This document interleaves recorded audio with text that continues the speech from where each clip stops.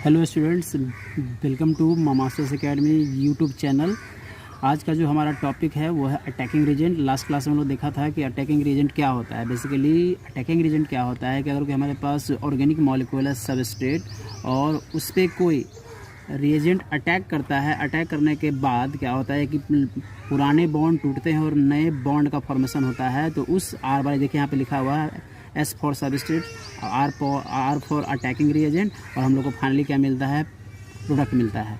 तो कल आपको हम एक एग्जांपल बताए थे कि जैसे कि RCH डबल बॉन्ड CH2 है, तो यहाँ पे इसका रिएक्शन अगर HBr से कराना है, और HBr को हम लोग क्या बोले थे, अटैकिंग रिएजेंट बोलते थे। तो ये HBr में भी जो अटैकिंग रिएजेंट बेसिकली क्या होता है, दो टाइप का होता है। एक को बोलते हैं हम लोग इलेक्ट्रोफाइल और एक को बोलते हैं हम लोग न्यूक्लियोफाइल। अगर मान लीजिए कि ये बॉन्ड यहाँ पे आ गया है तो इस पर क्या आ जाएगा, नेगेटिव चार्ज, और इस CH पे आ जाएगा पॉजिटिव चार्ज। तो यहाँ पे जो मेरा अटैकिंग रिएजेंट है वो अपने हिसाब से क्या करेगा, अगर ये नेगेटिव वाला है तो इसके पास पॉजिटिव वाला जाएगा, और ये अगर पॉजिटिव वाला है तो इसके पास नेगेटिव वाला जाएगा, और हम लोग का प्रोडक्ट का फॉर्मेशन हो जाएगा। तो इसी से आगे बढ़ते हुए हम लोग देखते हैं टाइप्स ऑफ अटैकिंग रिएजेंट, कि अटैकिंग रिएजेंट कितने टाइप के होते हैं। Basically it is of 2 types. Attacking reagent 2 type के होते हैं। एक को बोलते हैं हम लोग इलेक्ट्रोफाइल, जिसको डिनोट करते हैं E पे पॉजिटिव, और एक को बोलते हैं न्यूक्लियोफाइल, जिसको NU पे नेगेटिव।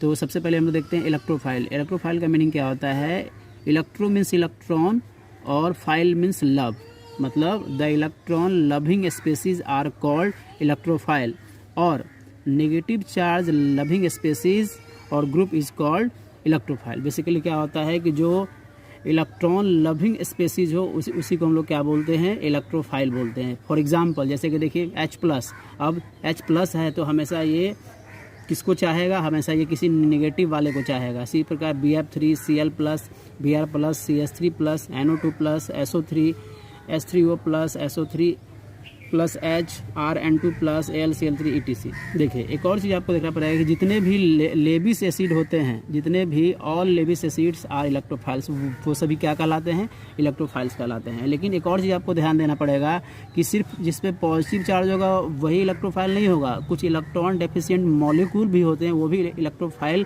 कहलाते हैं। जैसे कि देखिए according to Lewis acid it is a species capable of accepting electron pair और electron deficient molecule is a Lewis acid. जैसे कि एग्जांपल के तौर पे BF3, BBCl3, BI3, BBr3, AlCl3, BeX2, इन सभी के पास क्या है, इलेक्ट्रॉनों की कमी है। इसका मतलब इन सभी का ऑक्टेट कंप्लीट नहीं होता है। जैसे कि एक एग्जांपल आप देख सकते हैं BF3 का, अगर यहाँ पे हमारे पास एक बॉन्ड है F और ये इस तरह से बॉन्ड क्या होता है, इस बोरॉन के पास कितने टोटल इलेक्ट्रॉन हो गए, 6 इलेक्ट्रॉन हो गए। इसका मतलब क्या हो गया, ये BF3 क्या है, इलेक्ट्रॉन डेफिशिएंट मॉलिक्यूल है। अब इसी से आगे बढ़ते हैं और एक और छोटा सा देखते हैं टॉपिक, एम्बीडेंट इलेक्ट्रोफाइल क्या होता है। Ambident electrophile, electrophile having more than one active sites, more than one active sites is called ambient electrophile. जैसे कि देखिए एग्जांपल के तौर पे आपको लिखा हुआ है CH3 single bond SC double bond CH2 पे प्लस, यानी कि यहाँ पे पॉजिटिव है तो ये एक क्या कहलाएगा, एक्टिव साइट। अगर मान लीजिए कि ये डबल बॉन्ड इस पॉजिटिव को मेंटेन कर लेगा तो यहाँ पे पॉजिटिव चार्ज आ जाएगा। जैसे कि देखिए यहाँ पे आ गया है पॉजिटिव चार्ज, तो मतलब एक ही मॉलिक्यूल में 2 एक्टिव साइट अगर मौजूद हो तो उसे बोलते हैं हम लोग एम्बीडेंट इलेक्ट्रोफाइल। अब एक्टिव साइट का मीनिंग क्या होता है कि बेसिकली एक्टिव साइट का मीनिंग होता है जो रिएक्शन में पार्टिसिपेट करता है, वहाँ पे बॉन्ड का फॉर्मेशन हो सकता है या टूट भी सकता है। इसके आगे बढ़ते हैं हम लोग, एक और छोटा सा टॉपिक है। बेसिकली हम लोग देख चुके हैं कि जो क्या होता है आपका कि अटैकिंग रिएजेंट वो 2 तरीके का होता है। पहला हम लोग देख चुके हैं इलेक्ट्रोफाइल, दूसरा है न्यूक्लियोफाइल। न्यूक्लियोफाइल का मीनिंग क्या होता है, न्यूक्लियस मीन्स पॉजिटिव चार्ज और philes means love. Nucleus loving species are called nucleophiles, और positive charge loving species are called nucleophile. मतलब न्यूक्लियस पे क्या होता है, पॉजिटिव चार्ज होता है, तो पॉजिटिव चार्ज हमेशा क्या चाहेगा, नेगेटिव चार्ज वाले को चाहेगा। इसीलिए यहाँ लिखा गया है न्यूक्लियस लविंग स्पेसीज, यानी कि for example Cl-, Br-, F-, H-, I-, OH-, CH3O-, NH3 पे lone pair, H2O-, CCOO-, CN-, ये सभी एग्जाम्पल किसके हैं, ये सभी न्यूक्लियोफाइल के एग्जाम्पल हैं। एक और चीज़ आप देख सकते हैं कि जितने भी लेविस बेस होते हैं, all Lewis base are called nucleophiles.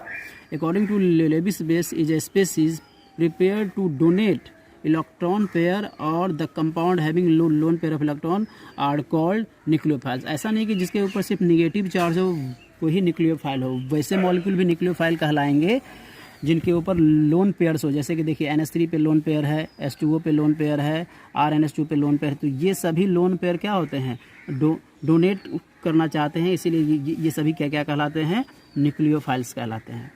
इसी में आगे बढ़ते हम लोग देखते हैं एम्बीडेंट न्यूक्लियोफाइल।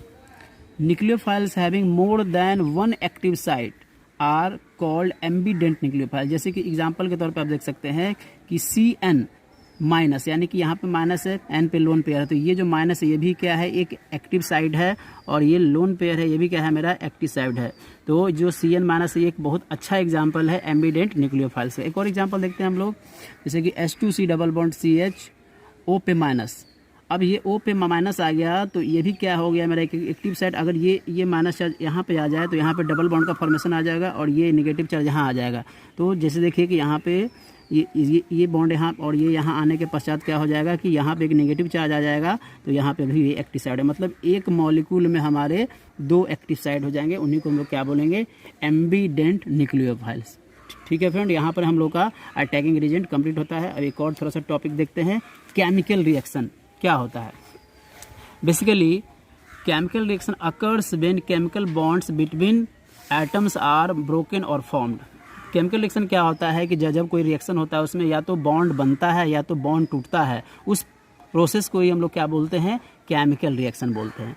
अब इसको दो कैटेगरीज में बांटा गया है।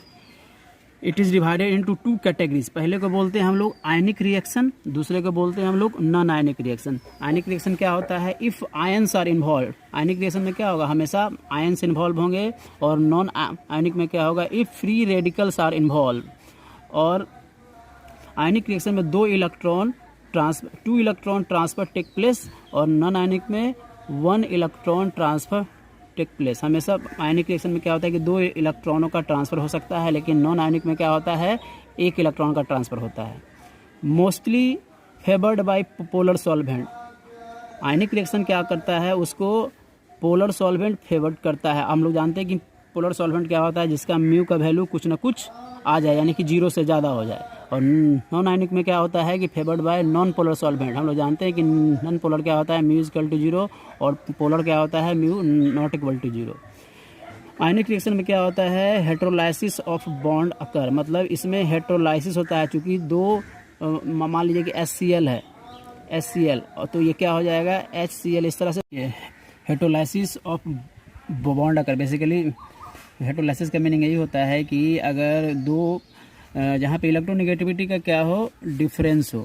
तो आप यहाँ देख सकते हैं कि H पे पॉजिटिव और Cl पे नेगेटिव इसलिए आ रहा है कि Cl ज़्यादा इलेक्ट्रोनेगेटिव है और H पे पॉजिटिव है, इसलिए इस पे कम इलेक्ट्रोनेगेटिव। लेकिन नॉन आयनिक के केस में क्या होता है कि होमोलाइसिस ऑफ बॉन्ड अकर। जैसे कि देखिए, होमोलाइसिस का मतलब क्या होता है कि जहाँ पे फ्री रेडिकल, जैसे कि देखिए अगर हमारे पास कोई Cl के बीच में बॉन्ड है तो ये अपना 1 इलेक्ट्रॉन इसके ऊपर दे देगा, ये अपना 1 इलेक्ट्रॉन इसको दे देगा। तो इसी को हम लोग क्या बोलते हैं, होमोलाइसिस बोलते हैं। यानी कि इक्वल अमाउंट ऑफ जो अपना इलेक्ट्रॉन है वो दोनों शेयर कर लेगा एक दूसरे को।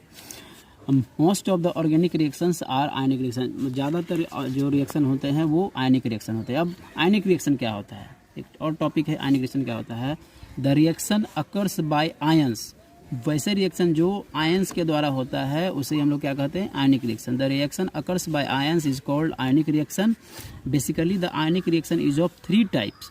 जो आयनिक रिएक्शन होते हैं वो 3 तरीके के होते हैं। एक को बोलते हैं substitution reaction, addition reaction, elimination reaction. लेकिन ऑर्गेनिक रिएक्शन को हम लोग 4 भागों में बांटते हैं।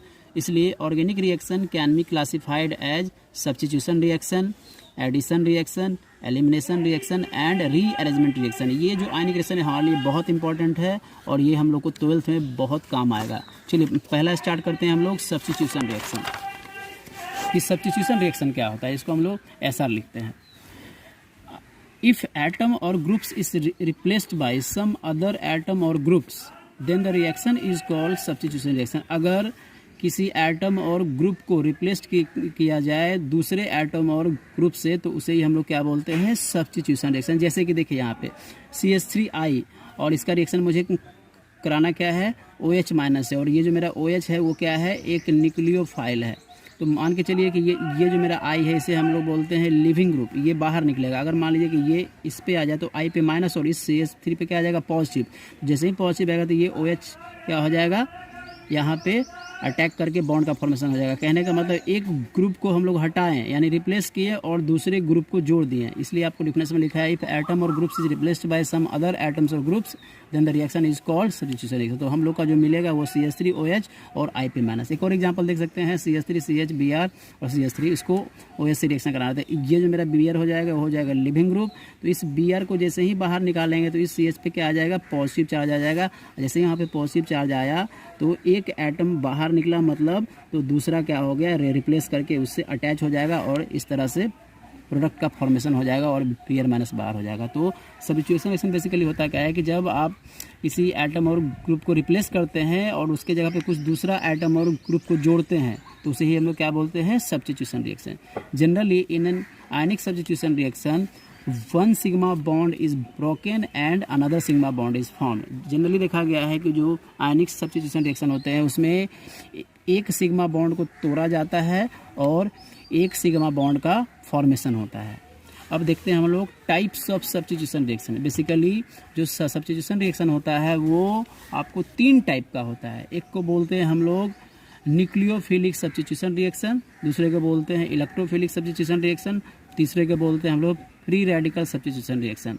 तो फ्रेंड देखते हैं कि न्यूक्लियोफिलिक सब्स्टिट्यूशन रिएक्शन क्या होता है। देखिए, if the attacking reagent is a nucleophile then the reaction is called nucleophilic substitution reaction. जैसे कि देखिए, अगर मान लीजिए जो मेरा अटैकिंग रिएजेंट ये हो गया, या तो इलेक्ट्रोफाइल हो सकता है या तो न्यूक्लियोफाइल हो सकता है, लेकिन यहाँ पे हम लोग पढ़ रहे हैं न्यूक्लियोफिलिक सब्स्टिट्यूशन रिएक्शन।